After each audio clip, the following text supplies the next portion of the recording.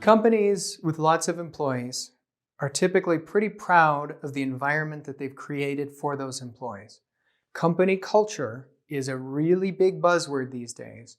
It's a little bit nebulous and hard to define, but what it essentially is referring to is how a company wants their work environment to feel.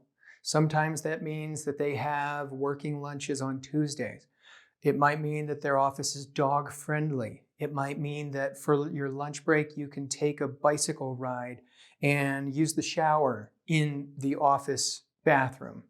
There are lots of things that it could mean. Some of the things that company culture refers to are unwritten. One of those examples is alcohol. There are some companies that will actually have beer or wine in the kitchen, and you're welcome to have it within certain parameters. There are other things like, how flexible you can be with when you show up and when you clock out and how long your lunch break is. All of these sort of nebulous aspects of a company's culture are very hard to control or define when you're working from home. So, for example, if you are coming from a company that was very cool about you can show up at 9 o'clock, 10 o'clock, 11 o'clock, we don't care as long as you get your work done, that may or may not translate well into a work from home option.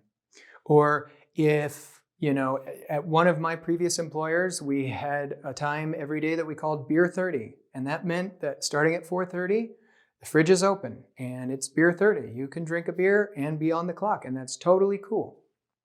Again, that may or may not apply when you're working from home. I think it's really important if you have an employer to understand what their expectation is of you when you're on the clock, even though you're at home. Some of them might not care at all. Some might have very strict ideas of what they're expecting of you.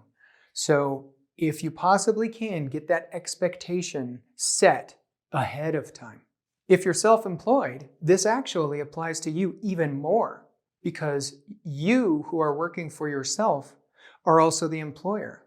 That means that you have to set your own standard for your own behavior. So for me, for example, I've decided that I don't have beer 30. I only drink alcohol for the most part after I'm done with work. When I clock out and then I say work is over, then I'll have some wine. That's just what I've decided for me, and I'm not saying anybody else should do that, but I am saying that as a self-employed person, you'll start to get a sense of, can I handle this? Can I not handle this? What is the kind of culture? Think of yourself as a company. What is the kind of culture you would want if there were other people working there with you? So for me, beer 30 is fine. That's not my point. I'm not picking on that. I think that's great for some people, but I can't focus on work when I'm drinking beer. It just doesn't work. My attention goes.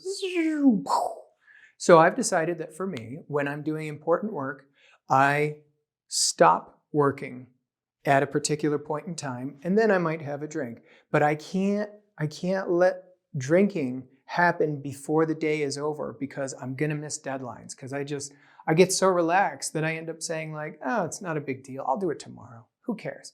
Well, if it was really important to me earlier in the day that I finish this particular thing, then who cares? I care.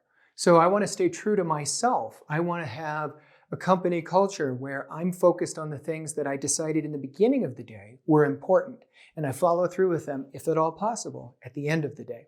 So whether you work for somebody else or work for yourself, there are some sort of unquantifiable nuances to the way that you go throughout your workday, and you'll have to define those for yourself or get your employer to define those. And I highly recommend you do that ahead of time.